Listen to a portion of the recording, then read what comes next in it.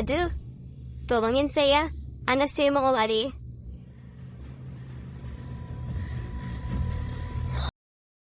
Hujan deras. Seorang gadis miskin pengantar makanan terjebak di lift mewah. Di dalamnya, seorang CEO dingin tanpa empati.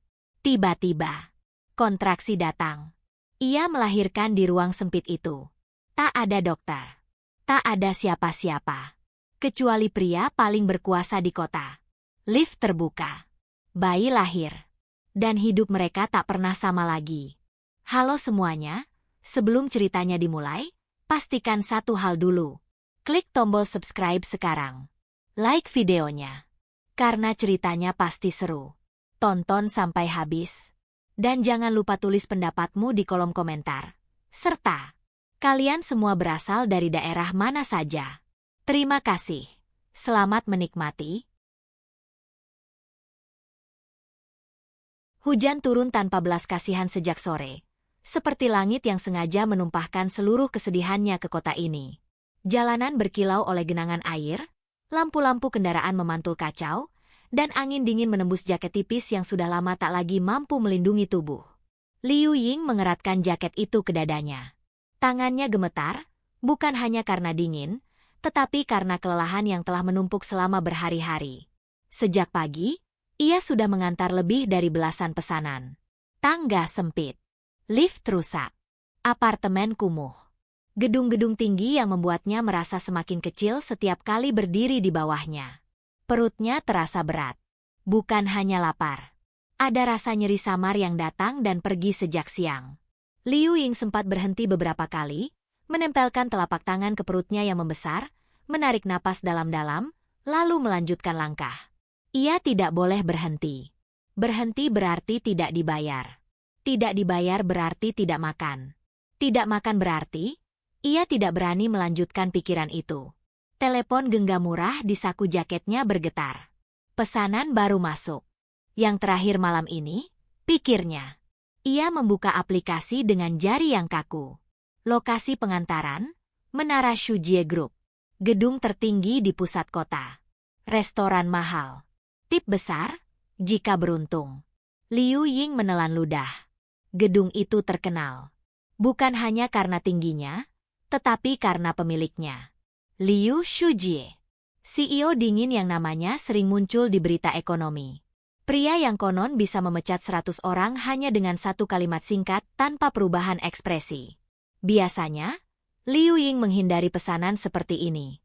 Gedung mewah berarti satpam galak. Aturan rumit.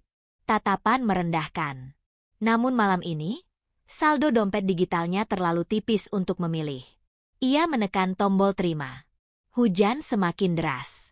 Motor kecilnya melaju perlahan, ban licin melawan aspal basah.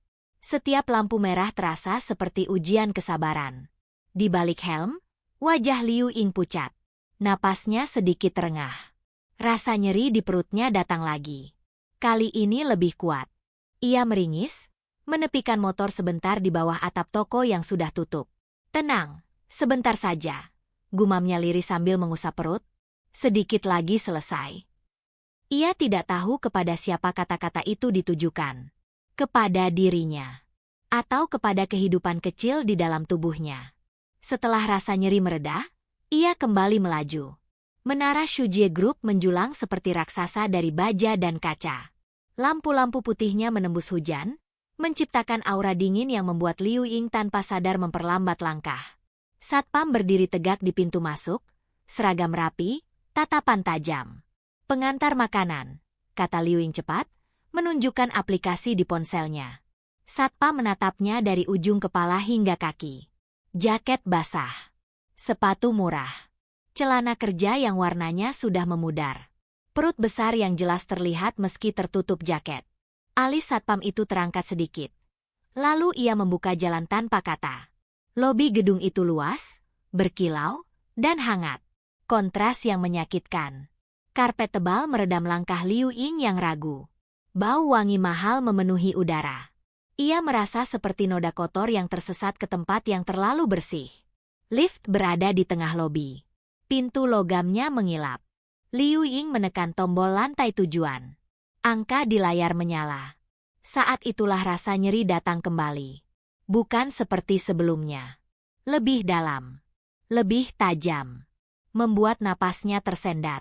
Liu Ying refleks membungkuk sedikit. Tangannya mencengkeram sisi lift. Keningnya basah oleh keringat, bercampur sisa hujan. Ia menggigit bibir, menahan suara. Tidak sekarang, bisiknya gemetar. Tolong jangan sekarang. Pintu lift terbuka dengan bunyi halus. Seorang pria masuk tepat sebelum pintu menutup kembali. Setelan jas hitam sempurna. Rambut rapi. Wajah dingin tanpa ekspresi. Tatapan tajam yang seolah terbiasa memerintah dunia. Bahkan tanpa mengenalnya, aura kekuasaan itu terlalu jelas untuk diabaikan. Liu Shujie. Ia berdiri tegak, menatap layar lift tanpa melirik siapapun. Seolah Liu Ying hanyalah udara.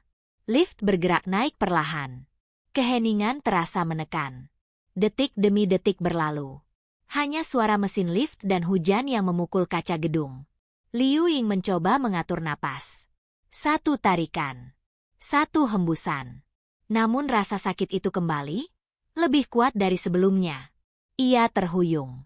Tanpa sengaja, bahunya menyentuh dinding lift. Nafasnya terputus oleh erangan tertahan. Liu Shujie melirik sekilas, alisnya berkerut tipis. Bukan karena khawatir. Lebih seperti terganggu. Jika Anda sakit, seharusnya tidak bekerja. Katanya dingin, datar, tanpa empati. Liu Ying menunduk. Maaf. Kata itu keluar begitu saja. Seperti kebiasaan. Ia sudah terlalu sering meminta maaf pada dunia, bahkan ketika dunia yang lebih dulu menyakitinya. Lift terus naik. Tiba-tiba. Dentang. Lift berguncang keras. Lampu berkedip. Lalu, padam. Jeritan kecil keluar dari tenggorokan Liu Ying sebelum sempat ia tahan. Tubuhnya refleks merosot ke lantai. Perutnya terasa seperti diremas dari dalam. Rasa nyeri yang kali ini tak bisa lagi disangkal. Kontraksi. Nyata. Kuat. Menghantam tanpa ampun. Ah! Desahnya pecah, air mata langsung menggenang. Lift berhenti total. Gelap. Sempit. Terjebak. Liu Shujie memaki pelan, mengeluarkan ponsel, menekan beberapa nomor dengan cepat. Tidak ada sinyal. Ia menekan tombol darurat lift berulang kali. Ini tidak masuk akal, gumamnya kesal. Di sudut lift, Liu Ying menggigil. Tangannya mencengkeram perutnya erat-erat. Napasnya tersengal. Rasa sakit datang bergelombang, semakin cepat, semakin kejam. Tidak, tidak, isaknya lirih. Tolong. Liu Shujie menoleh lagi. Kali ini lebih lama. Dalam cahaya darurat yang redup, ia melihat wajah pucat itu. Keringat dingin, air mata, dan perut besar yang bergetar seiring setiap tarikan napas. Tatapan Liu Shujie berubah. Apakah Anda akan melahirkan? Tanyanya, suaranya lebih rendah, namun jelas ada ketegangan di sana. Liu Ying mengangguk lemah. Sepertinya, sekarang. Hening. Lift yang terjebak. Hujan di luar yang belum berhenti. Dan dua orang dari dunia yang sama sekali berbeda. Terkurung dalam satu ruang sempit. Bersama kehidupan yang sedang berjuang untuk lahir. Di dalam perut Liu Ying, sesuatu bergerak kuat. Kontraksi berikutnya datang, lebih dekat dari sebelumnya. Dan di detik itulah, tanpa ia sadari, takdir mulai mengubah arah hidup mereka berdua. Tidak bergerak. Tidak memberi harapan apapun selain cahaya darurat yang berkedip lemah di langit-langit. Detik demi detik terasa memanjang, seolah waktu sengaja melambat untuk menguji ketahanan dua manusia yang sama-sama tidak siap berada di situasi ini. Liu Shujie berdiri dengan punggung bersandar pada dinding lift. Jas mahalnya kini kusut. Ujung celananya basah oleh genangan air dan keringat. Jika ada yang melihatnya sekarang, tidak akan ada yang mengira pria ini adalah CEO yang biasanya berdiri di atas panggung konferensi dengan wajah tanpa celah dan suara tanpa getar. Untuk pertama kalinya, ia kehilangan kendali. Di hadapannya, Liu Ying terduduk di lantai, bersandar pada sudut lift. Wajahnya pucat seperti kertas. Rambutnya basah menempel di kening. Setiap beberapa menit, tubuhnya menegang, lalu mengendur dengan napas terengah yang nyaris putus. Liu Shujie memperhatikannya tanpa sadar. Ia tidak terbiasa melihat orang menderita sedekat ini. Selama ini, penderitaan selalu berupa angka. Grafik menurun. Laporan PHK. Rapat tertutup. Semua terasa jauh, aman, dan bersih. Namun sekarang, penderitaan itu bernapas di hadapannya. Berkeringat. Menangis. Menggenggam perutnya sambil memohon agar tetap hidup. Kontraksi Anda, berapa jaraknya? Tanyanya tiba-tiba. Ia sendiri terkejut mendengar pertanyaan itu keluar dari mulutnya. Liu Ying mengangkat wajah dengan susah payah. Aku tidak tahu pasti, katanya terbata. Tapi, semakin sering. Jawaban itu membuat dada Liu Shujie mengencang. Ia menoleh ke layar lift yang mati. Lalu ke tombol darurat. Lalu ke ponselnya. Tidak ada sinyal. Tidak ada kepastian. Hanya ketidakberdayaan yang terus menekan. Nama bayi? Tanyanya lagi, mencoba menjaga pikirannya tetap bekerja. Liu Ying tersenyum kecil. Senyum yang rapuh dan hampir tak terlihat. Belum kupikirkan. Kenapa? Liu Shujie tidak tahu mengapa ia terus bertanya. Karena, napas Liu Ying tersendat. Aku tidak pernah yakin, apakah aku akan sempat memeluknya. Kejujuran itu menghantam tanpa peringatan. Liu Shujie memalingkan wajah. Ada sesuatu yang naik ke tenggorokannya, tidak nyaman, asing. Ia menelan keras-keras. Hujan di luar masih terdengar jelas, memukul kaca gedung seperti irama tanpa henti. Kota di luar sana terus bergerak. Mobil berlalu. Lampu berganti. Tidak ada yang tahu bahwa di dalam lift ini, dunia dua orang sedang berhenti. Siapa ayahnya? Tanya Liu Shujie kemudian, lebih pelan. Liu Ying terdiam lama. Sangat lama. Ketika akhirnya ia bicara, suaranya hampir tidak terdengar. Tidak penting. Jawaban itu bukan penolakan. Lebih seperti luka lama yang terlalu dalam untuk disentuh. Liu Shujie tidak memaksa. Entah sejak kapan ia belajar menghormati batas orang lain. Kontraksi datang lagi. Tubuh Liu Ying melengkung ke depan. Jeritannya tertahan di tenggorokan. Tangannya mencengkeram lantai, kukunya memutih. Air mata jatuh tanpa bisa dicegah. Tarik napas, kata Liu Shujie cepat, berlutut di hadapannya. Ikuti saya. Ia menghitung dengan suara keras. 1, 2, 3. Tarik. Hembus. Liu Ying mencoba mengikuti. Tidak rapi. Tidak sempurna. Tetapi cukup untuk membuatnya tidak tenggelam sepenuhnya dalam rasa sakit. Setelah gelombang itu berlalu, Liu Ying terisak. Bahunya naik turun. Tubuhnya lelah. Terlalu lelah. Kenapa? Kenapa aku harus melahirkan di sini? Bisiknya putus asa. Liu Shujie terdiam. Pertanyaan itu tidak membutuhkan jawaban. Tetapi hatinya tetap terasa tertekan. Ia teringat sesuatu yang lama ia kubur. Dulu, bertahun-tahun lalu, ia pernah berdiri di lorong rumah sakit. Ibunya terbaring di balik pintu ruang operasi. Ayahnya tidak ada. Dunia terasa sunyi. Dingin. Tidak peduli. Ia ingat betul perasaan itu. Sendiri. Dan sekarang, perempuan ini merasakannya lagi. Tanpa ia sadari, Liu Shujie melepas jasnya dan membentangkannya di lantai lift, mendekatkan ke tubuh Liu Ying. Gunakan ini, katanya singkat. Liu Ying menatapnya, terkejut. Ini, jasmu? Tidak apa-apa, jawab Liu Shujie cepat. Anda butuh alas. Untuk pertama kalinya sejak bertemu, mata mereka bertaut lama. Tidak ada CEO. Tidak ada pengantar makanan. Hanya dua manusia yang saling melihat dan memahami sesuatu tanpa kata. Kontraksi kembali datang. Lebih kuat. Lebih dekat. Liu Ying menjerit. Kali ini tidak ditahan. Suaranya menggema di ruang sempit itu. Liu Shujie refleks menggenggam tangannya. Kuat. Mantap. Dorong saat rasa sakitnya memuncak. Katanya, mengandalkan potongan ingatan dari artikel yang pernah ia baca entah kapan. Jangan melawan. Aku takut. Liu Ying terisak. Aku juga, jawab Liu Shujie jujur. Kejujuran itu membuat Liu Ying tertawa kecil di sela tangisnya. Kau. CEO besar juga bisa takut.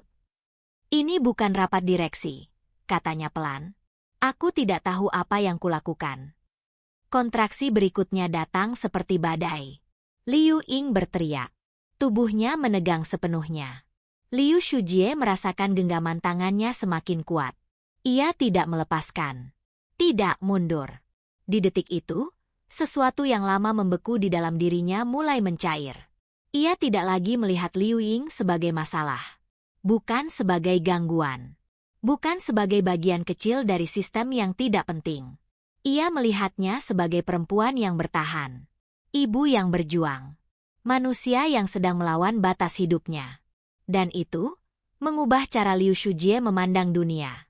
Di luar, suara sirene samar terdengar, entah nyata atau hanya harapan. Liu Shujie menoleh ke pintu lift yang masih tertutup rapat. Waktu terasa kejam.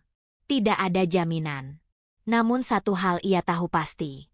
Jika bayi itu lahir malam ini, di dalam lift ini, maka hidup mereka berdua, tidak akan pernah sama lagi. Dan jauh di dalam hatinya, sesuatu berbisik pelan. Bahwa inilah awal dari kehancuran topeng dingin bernama Liu Shujie. Udara di dalam lift terasa semakin pengap. Bukan karena oksigen yang berkurang, melainkan karena ketegangan yang terus menumpuk, menekan dada, membuat setiap tarikan napas terasa berat. Lampu darurat berkedip sekali lagi, lalu stabil dalam cahaya kuning pucat yang menyinari wajah-wajah pucat di dalam ruang sempit itu. Liu Ying terengah. Keringat membasahi leher dan pelipisnya. Rambutnya menempel tak beraturan. Tubuhnya gemetar bukan lagi karena dingin, melainkan karena rasa sakit yang datang terlalu cepat, terlalu dekat, seolah tubuhnya sudah tak mau menunggu siapapun. Aku tidak bisa. Bisiknya lirih, suara itu hampir tenggelam oleh napasnya sendiri. Liu Shujie berlutut di hadapannya. Lutut celananya kini kotor. Tangannya sedikit bergetar, meski ia berusaha menyembunyikannya. Ia menatap wajah Liu Ying dengan fokus yang belum pernah ia berikan pada siapapun sebelumnya. Dengarkan aku, katanya tegas, namun nadanya tidak lagi dingin. Tubuhmu tahu apa yang harus dilakukan. Jangan melawannya. Kata-kata itu terdengar sederhana, bahkan klise. Namun bagi Liu Ying, suara itu seperti jangkar di tengah badai. Ia menelan ludah, mengangguk pelan, meski air matanya terus mengalir tanpa izin. Kontraksi datang lagi. Lebih kuat dari sebelumnya.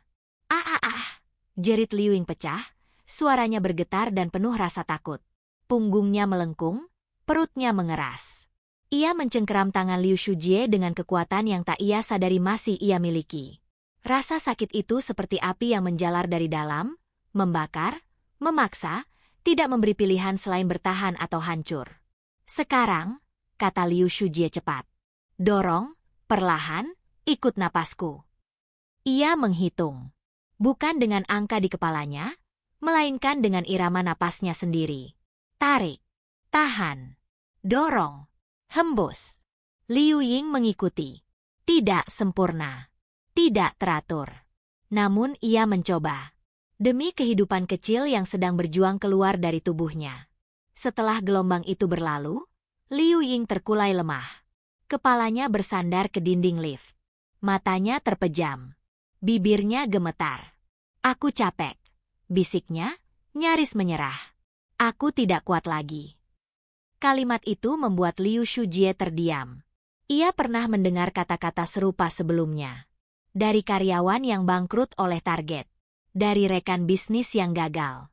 Dari orang-orang yang akhirnya ia tinggalkan demi efisiensi. Namun dari mulut Liu Ying, kata-kata itu terdengar berbeda. Lebih jujur. Lebih putus asa. Lebih nyata. Kau kuat, katanya akhirnya, lebih pelan. Buktinya, kau masih di sini. Liu Ying membuka mata sedikit. Menatapnya dengan pandangan kabur. Kau tidak tahu, hidupku seperti apa. Mungkin tidak, jawab Liu Shujie jujur. Tapi aku tahu satu hal. Orang yang lemah tidak bisa bertahan sejauh ini. Kalimat itu sederhana. Namun sesuatu di dada Liu Ying bergetar.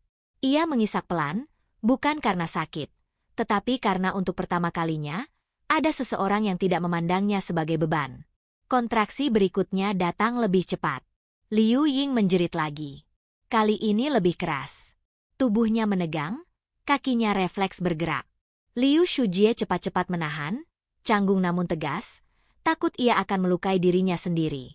Maaf, Liu Ying terisak. Aku berantakan. Tidak, Liu Shujie menggeleng cepat. Kau sedang melahirkan. Itu bukan berantakan. Ia sendiri terkejut dengan keyakinan dalam suaranya. Di luar lift, suara-suara samar mulai terdengar. Seperti langkah kaki. Seperti teriakan teredam. Namun pintu lift tetap tertutup rapat. Harapan yang muncul itu justru terasa kejam. Belum sekarang. Air ketuban semakin banyak. Liu Ying menyadarinya. Ketakutan di matanya kembali muncul. Pak, ini benar-benar sudah dekat, katanya terengah. Aku bisa merasakannya. Liu Shujie menelan ludah. Jantungnya berdetak keras. Ia memandang ke bawah, ke arah tubuh Liu Ying, ke perut yang menegang dan mengendur dengan irama yang tak bisa dihentikan. Pikiran rasionalnya berteriak. Ini bukan tempat. Ini bukan caranya. Ini bukan tanggung jawabnya. Namun kenyataan tidak peduli. Baik, katanya akhirnya, suaranya lebih berat. Kita tidak punya pilihan. Ia melepas arlojinya. Meletakkannya di sudut lift. Menggulung lengan kemeja putihnya yang kini ternodai keringat. Setiap gerakan terasa simbolis. Seperti menanggalkan identitas lama yang selama ini ia pegang erat. Apapun yang terjadi, katanya menatap Liu Ying lurus-lurus. Lihat aku. Jangan lepaskan napasmu. Jangan lepaskan dirimu. Air mata Liu Ying jatuh lagi. Namun kali ini berbeda. Ada kepercayaan di sana. Ada kepasrahan yang tidak sepenuhnya putus asa. Aku percaya padamu, bisiknya lirih.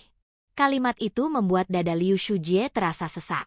Ia tidak pernah diminta dipercaya seperti ini sebelumnya. Kontraksi datang lagi. Lebih panjang. Lebih menyiksa. Liu Ying berteriak hingga suaranya serak. Tubuhnya bergetar hebat. Tangannya kembali mencengkeram Liu Shujie. Kali ini ia tidak hanya memegang, ia bergantung. Dorong, seru Liu Shujie. Sekarang, jangan berhenti. Liu Ying menuruti. Seluruh tubuhnya menegang. Wajahnya memerah. Air mata bercampur keringat mengalir tanpa henti. Di sela teriakan itu, Liu Shujie melihat sesuatu. Perubahan kecil. Gerakan yang berbeda. Tanda bahwa kehidupan itu benar-benar sedang berada di ambang pintu dunia. Napas Liu Shujie tersendat. Ini nyata. Ini sedang terjadi. Dan ia berada di tengah-tengahnya. Saat kontraksi itu berakhir, Liu Ying terkulai lemas. Matanya setengah terpejam. Napasnya tersengal. Aku takut mati. Bisiknya, jujur, rapuh. Kalimat itu menghantam Liu Shujie seperti palu. Ia mendekat, tanpa sadar menurunkan tubuhnya hingga sejajar dengan wajah Liu Ying. Jangan, katanya tegas. Jangan bicara seperti itu. Ia menggenggam tangan Liu Ying dengan kedua tangannya. Hangat, kuat, nyata. Kau tidak akan mati, katanya, seolah meyakinkan dirinya sendiri. Dengarkan aku. Kau tidak sendirian. Aku tidak akan kemana-mana. Liu Ying menatapnya lama. Dalam tatapan itu ada ketakutan. Ada rasa sakit.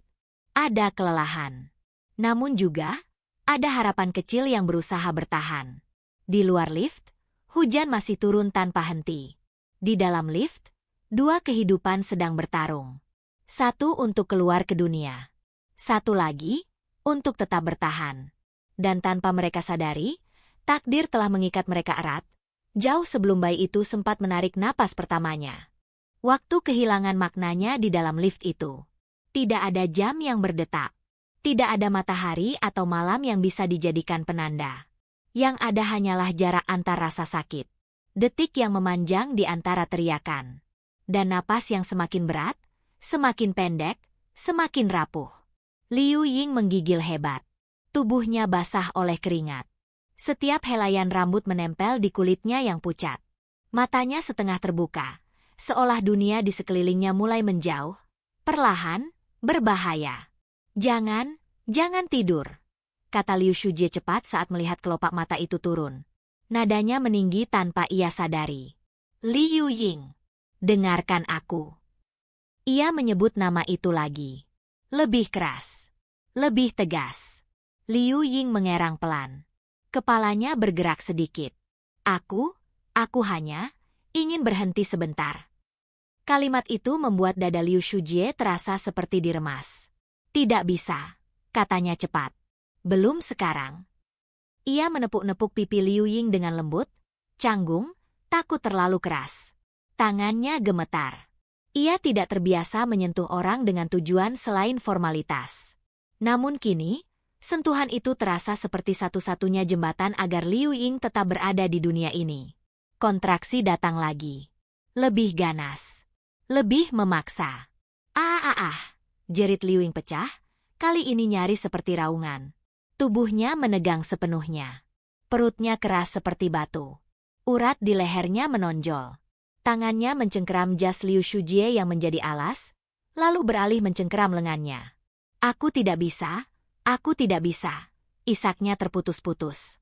Tolong, aku mohon. Liu Shujie menelan ludah. Tenggorokannya kering. Jantungnya berdetak begitu keras hingga terasa menyakitkan. Ia memandang sekeliling lift, dinding logam, pintu tertutup, tombol mati, seolah berharap ada jawaban di sana. Tidak ada.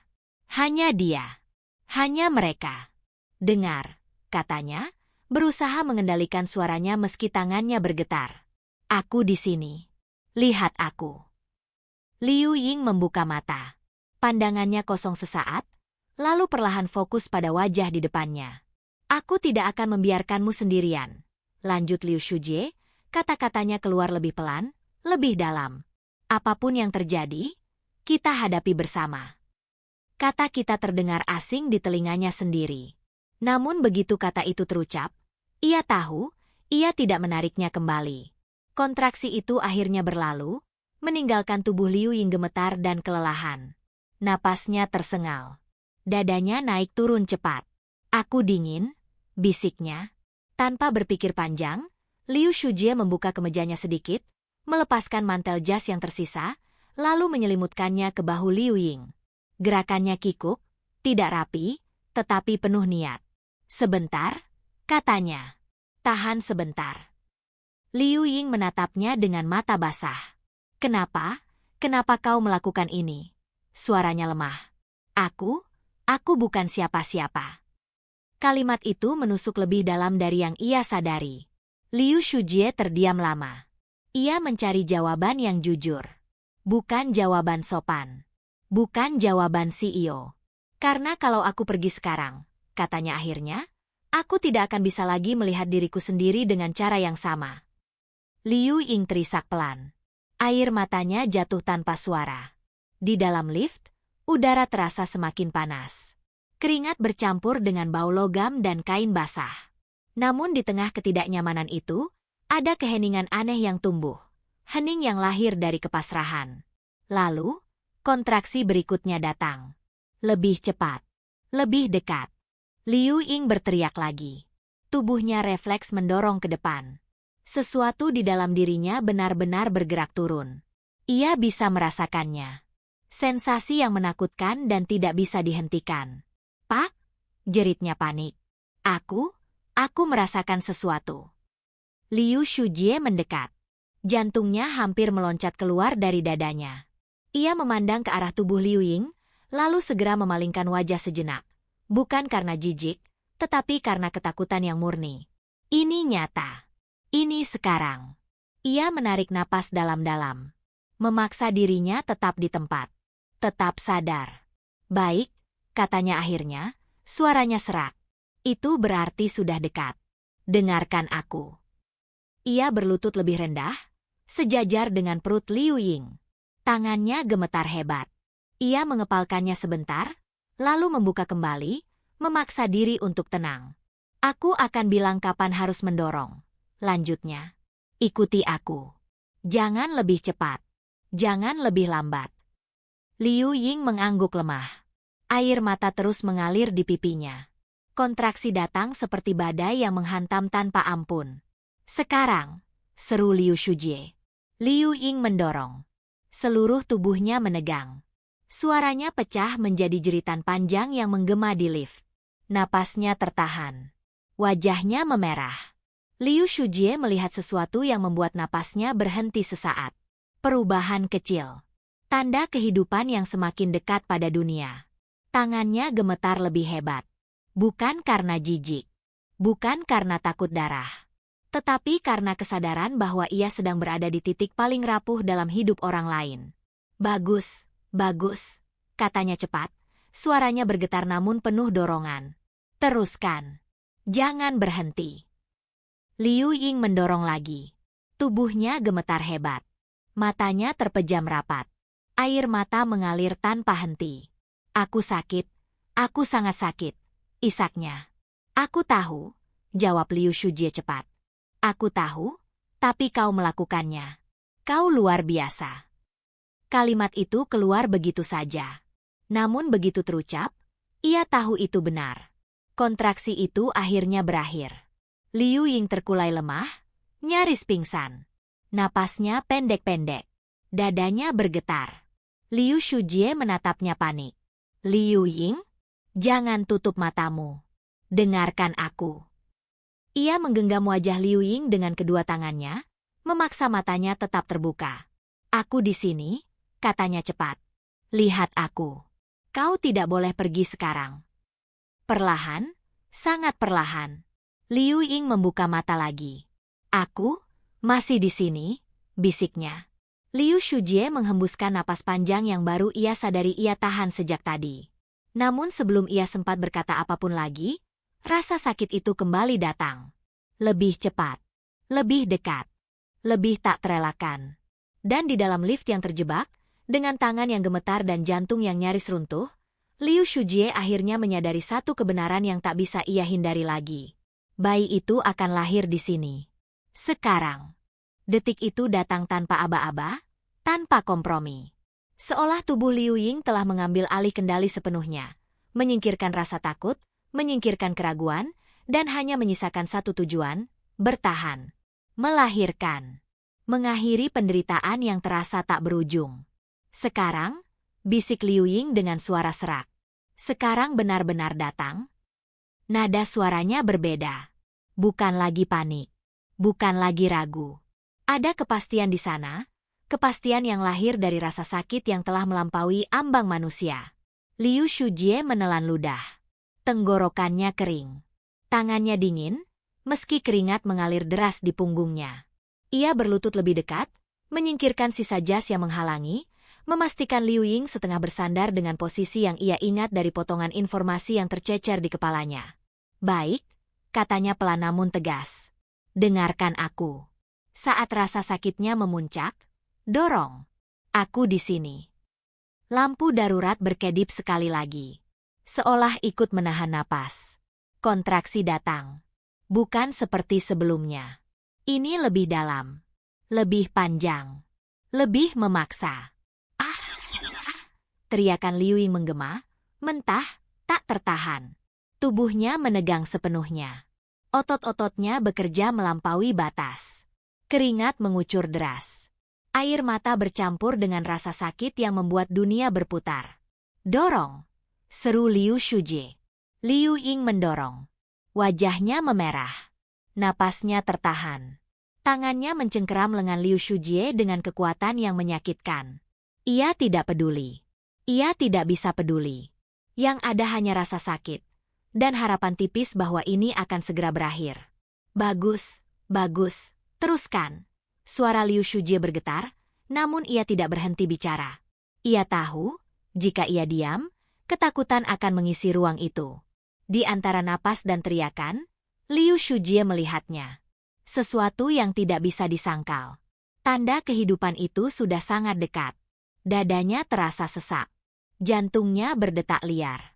Ini bukan rapat penting. Ini bukan negosiasi bernilai miliaran. Ini jauh lebih besar dari apapun yang pernah ia hadapi. Sedikit lagi, katanya cepat. Kau bisa. Jangan berhenti. Kontraksi itu akhirnya melemah. Liu Ying terkulai, napasnya tersengal hebat. Tubuhnya gemetar. Matanya terpejam. Bibirnya bergetar. Aku tidak sanggup lagi. Bisiknya, nyaris tak terdengar. Kalimat itu membuat Liu Shujie panik. Tidak, katanya cepat, lebih keras dari yang ia maksudkan. Kau sanggup. Dengarkan aku. Ia mendekatkan wajahnya, memastikan Liu Ying mendengarnya. Kau sudah sejauh ini. Jangan menyerah sekarang. Liu Ying membuka mata perlahan. Pandangannya kabur, namun fokusnya tertuju pada wajah di depannya. Wajah yang juga basah oleh keringat.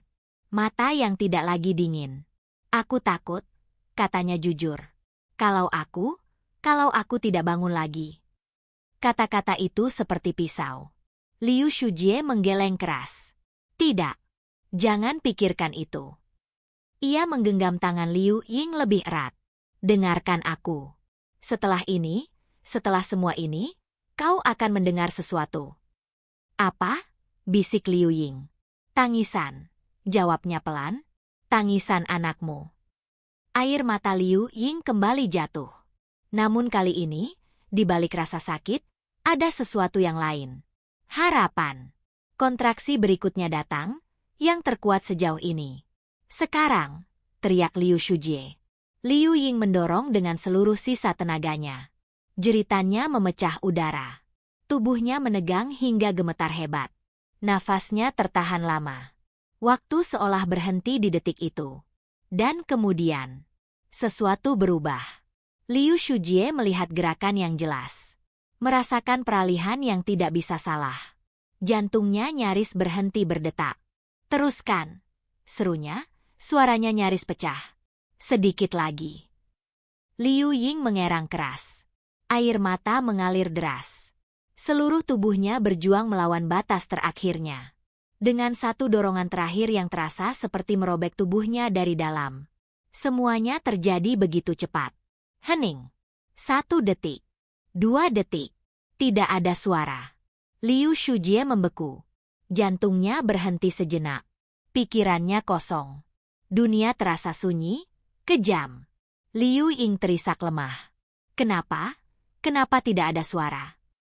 Kata-kata itu membuat dada Liu Shujie terasa seperti runtuh. Tidak, tunggu, katanya panik. Tangannya bergerak refleks, mengingat apa yang pernah ia baca. Ia membersihkan, menepuk ringan, berdoa dalam diam, pada apapun yang mau mendengar. Detik terasa seperti kekekalan. Lalu, wah! Tangisan itu pecah. Keras. Nyata. Menggema di dalam lift yang sempit. Liu Shujie tertegun. Liu Ying terdiam. Tangisan itu bukan sekadar suara. Ia adalah kehidupan. Ia adalah keajaiban. Ia adalah bukti bahwa penderitaan barusan tidak sia-sia. Air mata Liu Ying jatuh deras, kali ini tanpa rasa sakit. Aku mendengarnya, bisiknya gemetar. Dia menangis. Liu Shujie mengangguk, tenggorokannya tercekat. Ia tidak mampu berkata apapun. Dadanya naik turun cepat. Matanya panas. Bayi itu hidup. Bayi laki-laki. Kecil. Rapuh. Namun nyata di pelukannya yang gemetar. Ia membungkus bayi itu dengan sisa kain bersih yang ada, lalu dengan hati-hati, sangat hati-hati, mendekatkannya ke dada Liu Ying. Dia di sini, katanya akhirnya, suaranya serak. Anakmu, dia selamat. Tangisan Liu Ying berubah menjadi isak penuh haru. Tangannya gemetar saat menyentuh bayi itu. Sentuhan pertama. Kontak pertama. Ikatan yang tak bisa diputuskan oleh apapun. Halo? Bisiknya pada kehidupan kecil itu. Maaf. Ibu terlambat. Bayi itu menangis pelan. Lalu mengeluarkan suara kecil yang membuat hati siapapun yang mendengarnya runtuh dan menghangat bersamaan. Liu Shujie duduk terdiam di samping mereka. Jasnya kotor. Kemejanya basah. Tangan dan hatinya sama-sama gemetar. Untuk pertama kalinya dalam hidupnya, ia tidak memikirkan keuntungan. Tidak memikirkan reputasi. Tidak memikirkan dunia luar. Ia hanya memandang ibu dan anak itu, dan merasakan sesuatu yang tidak bisa ia beri nama. Namun sebelum keheningan hangat itu sempat bertahan lama, lift berguncang pelan. Lampu berkedip. Suara mesin terdengar lagi. Dan dari luar, suara orang-orang mulai terdengar semakin jelas. Pintu lift perlahan mulai terbuka. Cahaya terang menerobos masuk. Bersama dunia yang sama sekali belum siap menerima kenyataan tentang apa yang baru saja terjadi di dalam ruang sempit ini. Dan Liu Shujie belum tahu bahwa tangisan bayi itu bukan hanya menandai kelahiran sebuah kehidupan, tetapi juga awal dari badai besar yang akan mengubah hidup mereka semua. Pintu lift terbuka sepenuhnya dengan suara gesekan berat, seolah engselnya ikut kelelahan menyaksikan apa yang baru saja terjadi. Cahaya putih dari lorong gedung menerobos masuk, menyilaukan mata yang telah lama terbiasa dengan cahaya darurat yang redup. Suara langkah kaki, teriakan panik, dan denting alat logam bercampur menjadi satu. Di sini. Ada orang di dalam. Ambulans sudah datang. Petugas keamanan, teknisi gedung, dan 2 orang paramedis berdesakan di depan lift. Mereka berhenti mendadak ketika melihat pemandangan di dalam. Seorang perempuan dengan wajah pucat dan rambut basah, bersandar lemah di sudut lift. Di dadanya, seorang bayi kecil dibungkus seadanya. Dan di samping mereka, Liu Shujie, CEO Shujie Group. Pria paling berpengaruh di gedung itu. Duduk di lantai. Kotor. Diam. Matanya masih terpaku pada bayi yang menangis pelan. Untuk sesaat, semua orang terdiam. Tidak ada yang berani bicara. Pak Liu, suara seorang manajer terdengar ragu, nyaris tidak percaya. Apa? Apa yang terjadi? Liu Shujie tidak langsung menjawab. Ia masih berusaha mengatur napasnya. Jantungnya berdetak tidak beraturan. Di dadanya, sesuatu terasa berat, namun hangat. Ia menoleh ke arah Liu Ying, memastikan bayi itu masih bernapas dengan baik, lalu baru berdiri perlahan. Dia melahirkan di dalam lift, katanya singkat. Nada suaranya datar. Tetapi siapapun yang mengenalnya tahu, ini bukan ketenangan. Ini adalah sisa-sisa badai yang baru saja lewat. Para medis segera bergerak. Mereka memeriksa Liu Ying dengan cekatan, membungkus bayi dengan selimut steril, memotong tali pusat dengan hati-hati. Liu Ying meringis pelan, tetapi tidak melawan. Matanya tak lepas dari wajah kecil itu. Anaknya laki-laki, kata salah satu para medis sambil tersenyum singkat. Kondisinya stabil. Ibu juga, tapi sangat kelelahan. Liu Ying mengangguk lemah. Air matanya jatuh perlahan, bukan karena sakit, melainkan karena kelegaan yang datang terlambat namun menyelamatkan. Saat Tandu didorong keluar dari lift, sesuatu terjadi. Kilatan cahaya. Klik, klik, klik. Beberapa orang berdiri terlalu dekat. Ponsel terangkat. Kamera menyala.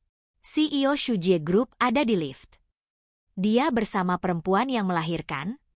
Itu bayinya. Desas-desus menyebar lebih cepat dari hujan malam itu. Liu Shujie menyadarinya dalam sekejap. Ia menoleh tajam. Tatapannya dingin, menusuk. Beberapa orang refleks menurunkan ponsel mereka. Namun sebagian lain sudah terlanjur merekam. Tidak ada yang mengambil gambar, katanya tegas.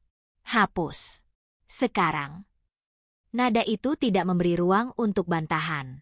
Namun dunia tidak selalu patuh pada kekuasaan. Di ambulans, Liu Ying menggigil pelan. Tubuhnya lemah. Namun hatinya terasa penuh. Bayinya tertidur di dadanya, napas kecilnya teratur. Ia mengusap pipi mungil itu dengan jari gemetar. Tenang, kita selamat, bisiknya lirih. Pintu ambulans hampir tertutup ketika sebuah tangan menahannya. Liu Shujie berdiri di sana. Wajahnya tegang. Matanya gelap oleh sesuatu yang sulit dibaca. Kau akan dibawa ke rumah sakit pusat, katanya singkat. Semua biaya akan saya tanggung. Liu Ying menatapnya, terkejut. Aku tidak punya apa-apa. Ini bukan transaksi, potong Liu Shujie. Ini tanggung jawab. Kata itu terdengar berat. Namun Liu Ying tidak membantah. Ia terlalu lelah untuk menolak bantuan. Terlalu sadar bahwa malam ini ia tidak akan selamat tanpa pria ini. Ambulans pergi, meninggalkan Liu Shujie berdiri sendiri di bawah lampu gedung yang terang. Dan di sanalah, badai sebenarnya dimulai. Keesokan paginya, berita itu meledak. Judul-judul besar menghiasi layar ponsel dan televisi. CEO ternama terjebak lift bersama wanita hamil. Bayi lahir di gedung Shujie Group. Skandal atau keajaiban? Hubungan Liu Shujie dan pengantar makanan dipertanyakan. Siapakah ibu bayi di lift CEO? Nama Liu Ying tidak disebut. Namun fotonya, buram, dari kejauhan, sudah beredar. Dewan direksi mengadakan rapat darurat. Ruang rapat itu dingin. Terlalu dingin. Meja panjang. Wajah-wajah serius. Tatapan penuh perhitungan. Ini buruk, kata salah satu direktur, suaranya tajam. Citra perusahaan kita dipertaruhkan. Orang-orang mulai berspekulasi. Tambah yang lain, ada yang mengatakan itu anak Pak Liu. Liu Shujie duduk di ujung meja. Diam. Tangannya terlipat. Wajahnya tanpa ekspresi. Itu fitnah, katanya akhirnya. Tapi publik tidak peduli kebenaran, balas seorang wanita parubaya. Mereka peduli cerita. Keheningan kembali jatuh. Solusinya sederhana, lanjut wanita itu. Jauhkan diri Anda dari perempuan itu.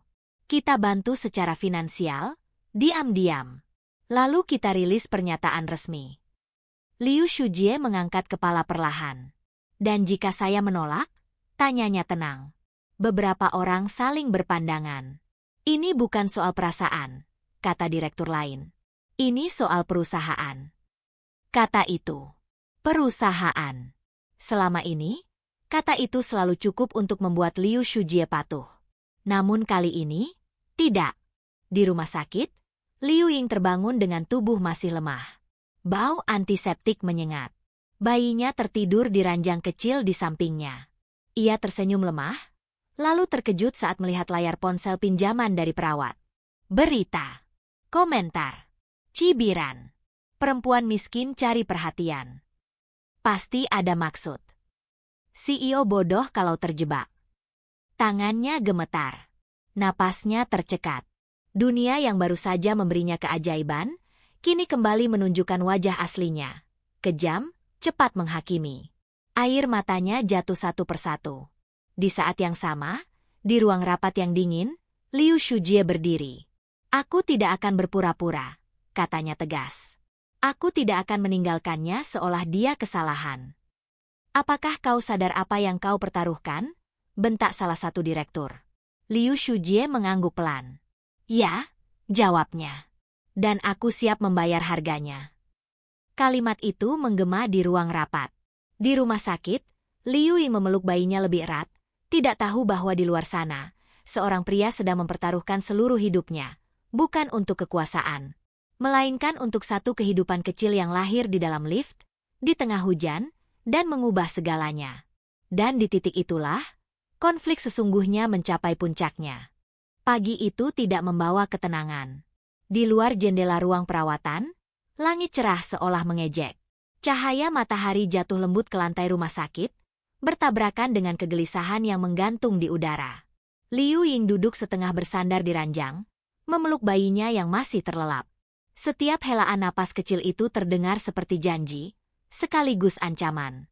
Telepon genggam pinjaman dari perawat kembali bergetar. Notifikasi. Berita baru. Komentar baru. Ia tidak ingin membukanya. Namun rasa takut mendorong jarinya. CEO Shujie Group diduga punya anak rahasia. Wanita misterius di lift mulai terungkap. Netizen bongkar identitas pengantar makanan. Darah Liu Ying terasa membeku. Pengantar makanan. Dua kata itu dicetak tebal dalam salah satu artikel. Seolah status itu cukup untuk menghakiminya. Seolah hidupnya bisa diringkas dalam satu profesi yang dianggap rendah. Bu Liu, Anda baik-baik saja? Tanya seorang perawat muda dengan nada hati-hati. Liu Ying tersenyum tipis. Terlalu tipis untuk disebut senyum. Aku, baik. Ia berbohong. Namun siapa yang akan peduli pada kebenaran seorang perempuan miskin dengan bayi tanpa ayah di mata publik? Di sisi lain kota, suasana di kantor pusat Shujie Group semakin panas. Rapat darurat kedua digelar hanya dalam 24 jam. Kali ini, Bukan hanya direksi yang hadir. Ada tim hukum. Ada tim humas. Ada wajah-wajah asing yang datang membawa data, grafik, dan prediksi kerugian. Nilai saham turun 2% sejak pagi. Lapor kepala keuangan. Jika isu ini tidak dikendalikan, kita bisa kehilangan mitra besar. Netizen haus darah. Sambung kepala humas. Mereka tidak ingin klarifikasi. Mereka ingin drama. Liu Shujie berdiri di depan layar besar. Di sana terpampang foto buram dirinya di depan lift. Di sudut lain, foto Liu Ying dengan wajah disamarkan, tapi tidak cukup untuk menghentikan spekulasi. Rilis pernyataan sekarang, desak salah satu anggota dewan. Putuskan semua kaitan. Katakan Anda hanya menolong. Aku memang menolong, jawab Liu Shujie dingin. Dan itu tidak akan kutarik kembali. Kau keras kepala, suara itu meninggi. Ini bisa menghancurkan segalanya. Liu Shujie menoleh perlahan. Segalanya yang mana? Tanyanya tenang. Perusahaan? Reputasi? Atau kenyamanan kalian? Keheningan jatuh seperti palu.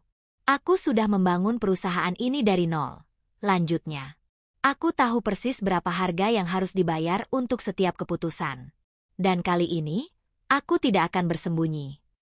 Lalu apa yang akan kau lakukan? Tanya pengacara perusahaan, suaranya penuh peringatan. Liu Shujie menatap layar itu sekali lagi. Lalu mematikan proyektor. Aku akan menemuinya, katanya. Beberapa orang tersentak berdiri. Itu gila. Itu bunuh diri sosial. Pikirkan konsekuensinya. Namun Liu Shujie sudah berjalan keluar. Keputusannya bulat. Di rumah sakit, Liu Ying hampir tertidur ketika pintu kamar diketuk pelan. Ia menoleh. Jantungnya berdegup cepat. Liu Shujie berdiri di ambang pintu. Tanpa jas mahal. Tanpa pengawal.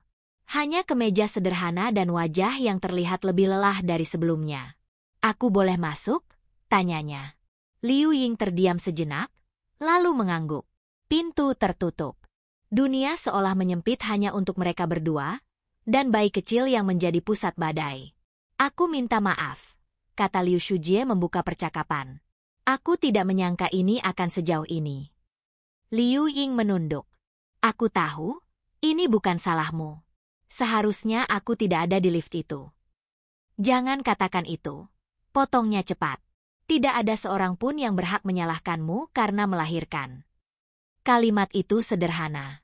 Namun menghantam pertahanan Liu Ying. Air matanya jatuh tanpa bisa ditahan. Aku tidak ingin apa-apa, katanya terbata. Aku hanya ingin anakku aman. Aku tidak ingin namanya dihina bahkan sebelum ia bisa bicara. Liu Shujie mengangguk pelan.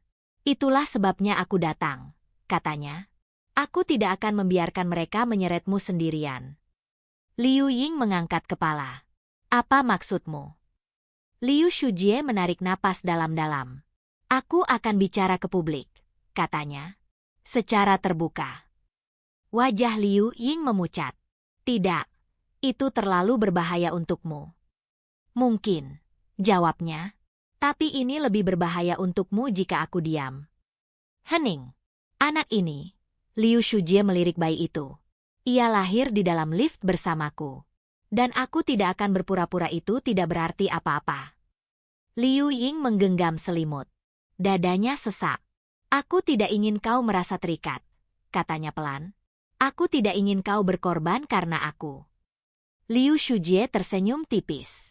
Senyum yang jarang muncul. Ini bukan pengorbanan, katanya. Ini pilihan. Sore harinya, konferensi pers digelar. Kamera berjejer. Lampu sorot menyala. Mikrofon dipasang. Seluruh negeri menunggu. Liu Shujie berdiri di podium. Wajahnya tenang. Matanya lurus menatap ke depan. Ada banyak rumor yang beredar, katanya membuka. Dan hari ini, saya ingin menghentikannya. Suasana hening.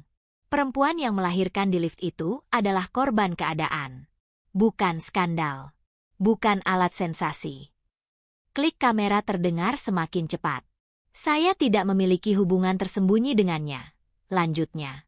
Namun saya bertanggung jawab atas keselamatannya dan anak yang lahir di hadapan saya. Bisik-bisik merebak. Jika ada yang ingin menyalahkan seseorang, kata Liu Shujie tegas, salahkan saya. Bukan ibu yang baru saja melahirkan. Pernyataan itu mengguncang. Di ruang perawatan, Liu Ying menatap layar televisi dengan tangan gemetar. Air matanya jatuh tanpa suara. Untuk pertama kalinya sejak ia hamil, ada seseorang yang berdiri di depannya. Bukan di belakang. Bukan di balik bayangan. Di luar gedung, badai komentar kembali menggila. Namun di tengah kekacauan itu, satu hal berubah. Narasi tidak lagi sepihak. Dan di balik semua itu, Liu Shujie tahu. Langkah ini bukan akhir. Ini hanyalah awal dari harga yang harus dibayar ketika sebuah nama dipertaruhkan demi satu kehidupan kecil yang tidak bersalah. Tidak ada yang benar-benar siap menghadapi dampaknya. Pernyataan Liu Shujie yang disiarkan langsung itu menyebar seperti api yang disiram bensin. Dalam hitungan menit, seluruh lini masa media sosial dipenuhi potongan video, judul provokatif, dan opini yang saling bertabrakan. Ada yang memujinya sebagai lelaki bertanggung jawab. Ada yang menuduhnya munafik. Ada pula yang dengan kejam menguliti masa lalu Liu Ying, seolah kemiskinan adalah dosa yang layak diumbar. Saham Shujie Group jatuh lebih dalam. 5%, 7%, 10%. Angka-angka itu bukan sekadar statistik. Itu adalah jeritan para investor, amarah dewan komisaris, dan tekanan tak kasat mata yang menghantam Liu Shujie dari segala arah. Di ruang perawatan, Liu Ying mematikan televisi. Tangannya gemetar. Bayinya terbangun dan mulai merengek pelan, seolah merasakan kecemasan ibunya. Maafkan ibu, bisiknya sambil menggendong erat. Ia merasa bersalah. Terlalu bersalah. Semua ini terjadi karena dirinya. Karena hujan. Karena lift. Karena tubuhnya yang tidak sanggup menahan kontraksi lebih lama. Pintu kamar terbuka kembali. Kali ini bukan Liu Shujie. Seorang wanita parubaya masuk dengan langkah tegas. Rambutnya disanggul rapi. Tatapannya tajam dan dingin. Seperti seseorang yang terbiasa memerintah tanpa perlu mengangkat suara. Aku ibu Liu Shujie, katanya tanpa basa-basi. Liu Ying membeku. Ia mencoba bangkit, panik, namun rasa nyeri membuatnya kembali terduduk. Maaf, aku. Tidak perlu minta maaf, potong wanita itu. Aku datang bukan untuk menghiburmu. Kalimat itu menusuk. Wanita itu menatap bayi di pelukan Liu Ying. Lama. Terlalu lama. Anak ini, katanya akhirnya, telah menyeret nama keluargaku ke lumpur. Air mata Liu Ying jatuh. Aku tidak pernah berniat. Diam, perintahnya pelan namun mematikan. Niat tidak pernah berarti apa-apa di dunia kami. Yang berarti hanya akibat. Sunyi menekan ruangan. Kau tahu apa yang terjadi sekarang? Lanjut wanita itu. Pemegang saham utama mengancam menarik dukungan. Dewan mempertimbangkan mosi tidak percaya. Karir Shujie berada di ujung tanduk. Setiap kata seperti palu yang menghantam dada Liu Ying. Apa yang harus kulakukan? Tanyanya lirih. Wanita itu mengeluarkan sebuah map tipis dan meletakkannya di atas meja. Tanda tangani ini, katanya. Perjanjian kerahasiaan. Kau akan menerima kompensasi. Rumah. Pendidikan untuk anakmu. Dan sebagai gantinya, kau dan bayi ini menghilang dari kehidupan Shujie. Dunia Liu Ying runtuh. Menghilang, suaranya nyaris tak terdengar. Pergi ke kota lain. Negara lain. Jangan pernah muncul lagi, jawab wanita itu dingin. Ini solusi terbaik untuk semua orang. Liu Ying menunduk. Tangannya mengepal. Air matanya menetes ke selimut bayi. Ia miskin. Ia lemah. Ia sendirian. Dan di hadapannya, terhampar jalan yang tampak aman namun penuh kehinaan. Aku akan memikirkannya, katanya akhirnya. Wanita itu berdiri. Kau punya waktu sampai besok pagi. Pintu tertutup. Dan Liu Ying hancur dalam diam. Di kantor pusat, situasinya jauh lebih buruk. Ruang rapat dipenuhi teriakan. Ini sudah melewati batas. Kau harus mundur. Perusahaan bukan tempat idealismemu.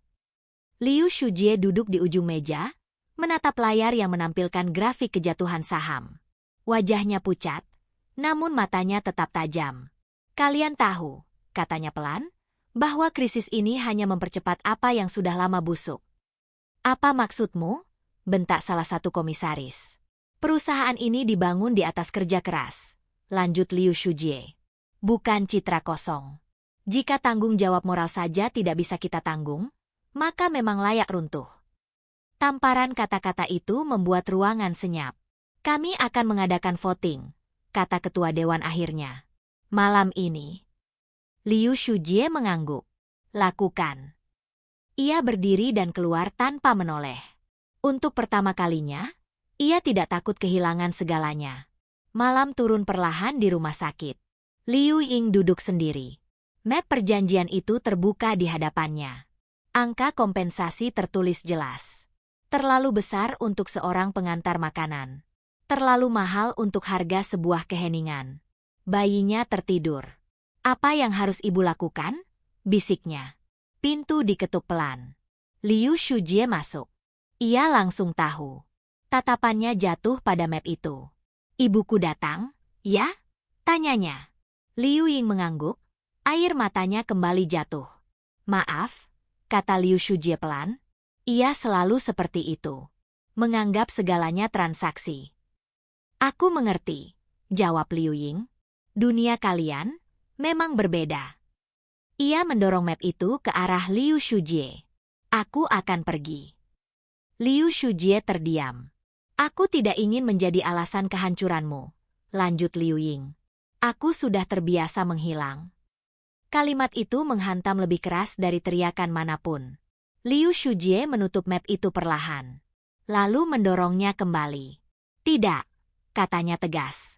Ia menatap Liu Ying, kali ini tanpa jarak, tanpa status. Aku tidak akan membiarkanmu menanggung ini sendirian, lanjutnya. Jika aku harus kehilangan perusahaan ini, maka biarlah. Shujie, suara Liu Ying gemetar. Itu segalanya bagimu. Dulu, jawabnya jujur. Sekarang tidak lagi. Ia melirik bayi itu. Ada hal yang lebih besar dari saham dan kekuasaan. Hening panjang mengisi ruangan. Aku telah membuat keputusan, kata Liu Shujie akhirnya. Aku akan mengakui anak ini sebagai tanggung jawabku di depan hukum. Liu Ying terperanjat. Apa? Bukan sebagai ayah biologis, jelasnya. Tapi sebagai wali. Pelindung. Dan jika dunia ingin menghancurkanku karena itu, aku siap. Air mata Liu Ying jatuh deras. Tangannya menutup mulut, menahan isak. Untuk pertama kalinya dalam hidupnya. Ia tidak diminta menghilang. Ia diminta berdiri. Tengah malam. Hasil voting keluar. Liu Shujie diberhentikan sementara dari jabatannya sebagai CEO. Berita itu meledak.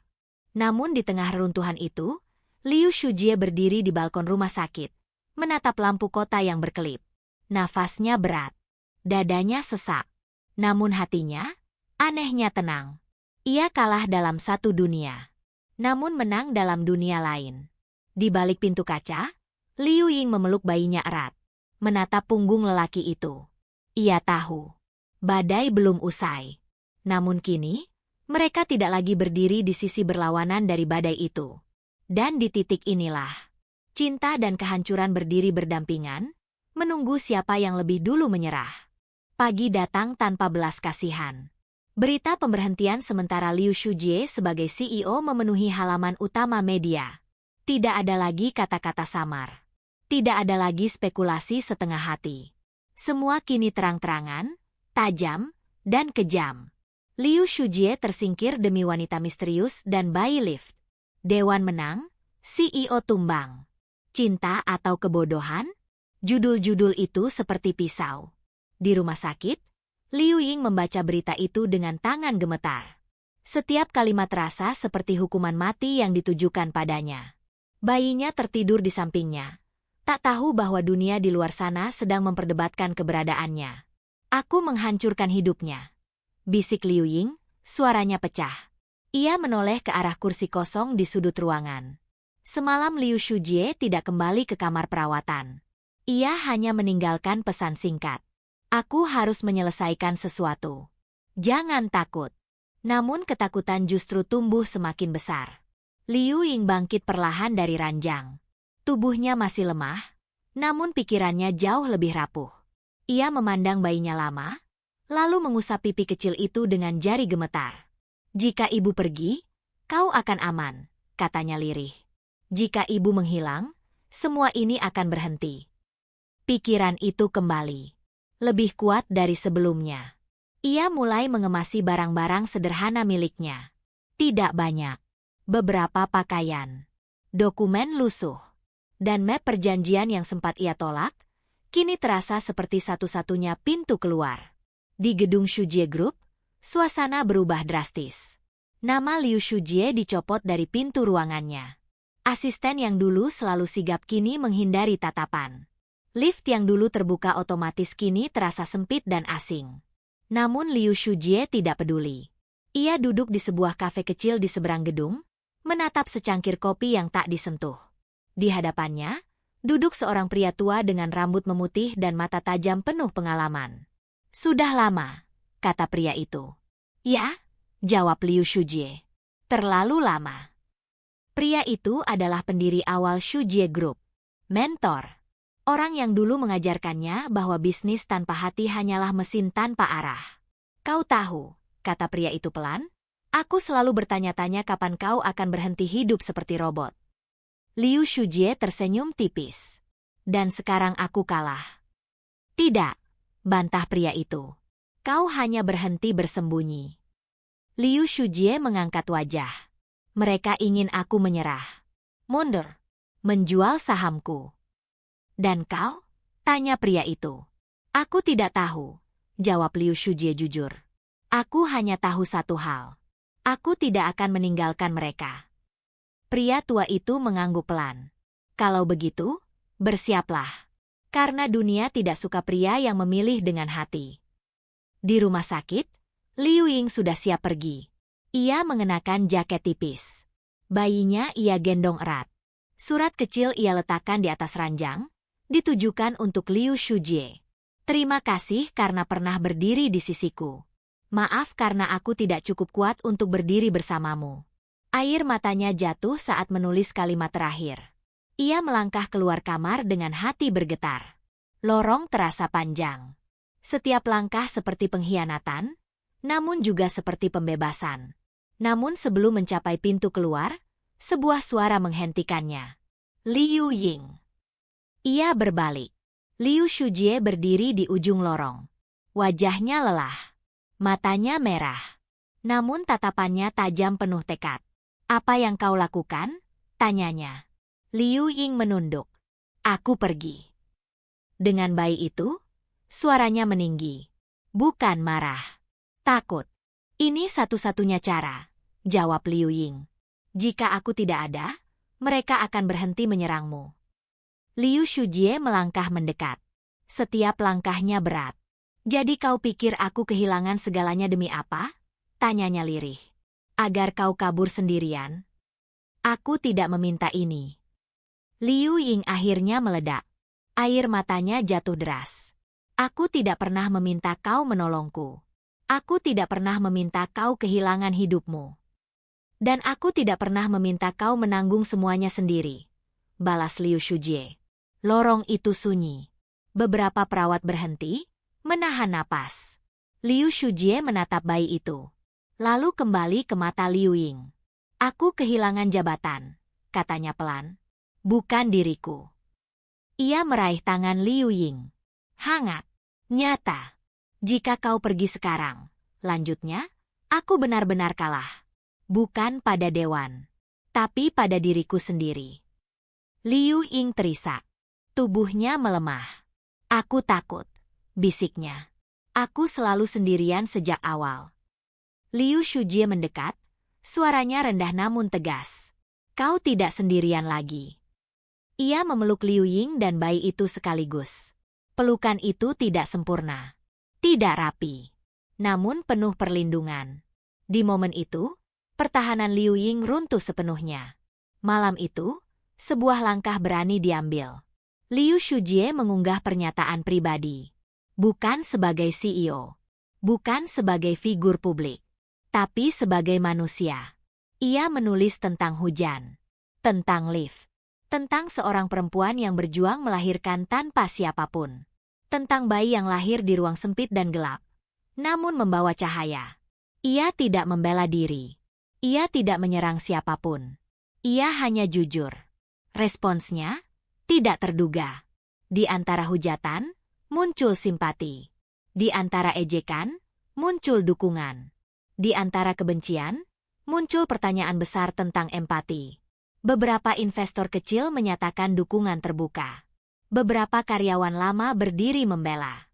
Dan yang terpenting, narasi mulai retak. Di kamar rumah sakit, Liu Ying duduk di samping jendela.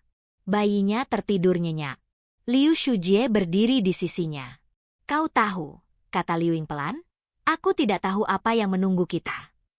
Aku juga, jawab Liu Shujie jujur. Tapi kali ini, lanjut Liu Ying, aku ingin mencoba tidak lari. Liu Shujie tersenyum. Bukan senyum kemenangan. Tapi senyum seseorang yang akhirnya berhenti melawan dirinya sendiri. Di luar, malam bergerak pelan. Badai belum sepenuhnya reda. Namun untuk pertama kalinya, mereka berdiri di tempat yang sama. Dan dunia pun bersiap menguji satu hal terakhir. Apakah cinta yang lahir dari keadaan paling gelap cukup kuat untuk bertahan di bawah cahaya yang kejam?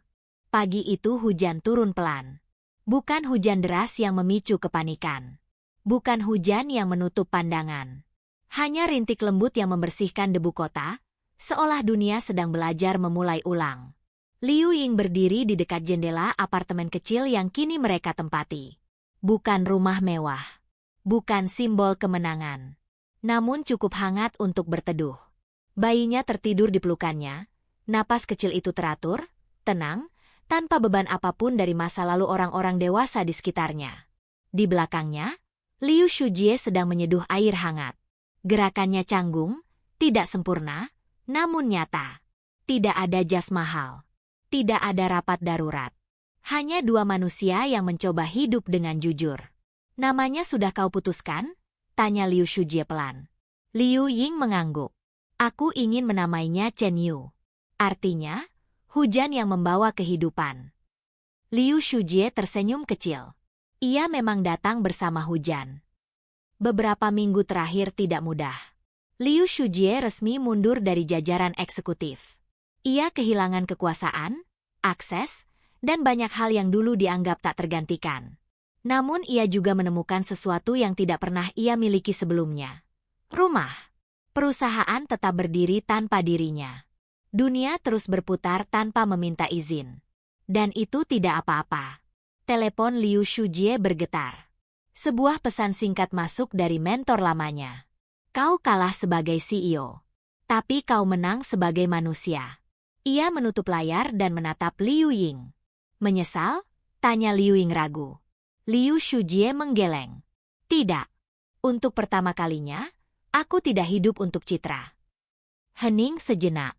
Hening yang nyaman. Di luar sana, masih ada orang yang mencibir. Masih ada komentar pedas. Namun tidak lagi menentukan langkah mereka. Liu Ying menunduk menatap Chen Yu. Aku dulu berpikir hidupku hanya tentang bertahan, katanya lirih. Sekarang, aku ingin hidup. Liu Shujie mendekat. Tidak berjanji muluk. Tidak menawarkan dunia. Aku tidak tahu masa depan seperti apa yang bisa kuberi, katanya jujur.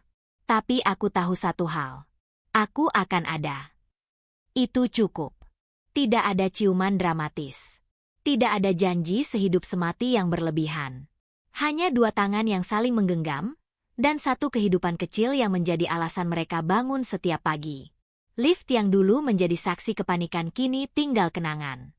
Namun dari ruang sempit dan gelap itulah, cahaya pertama muncul. Cahaya yang rapuh. Cahaya yang tidak sempurna. Namun cukup berani untuk tidak lagi takut pada gelap.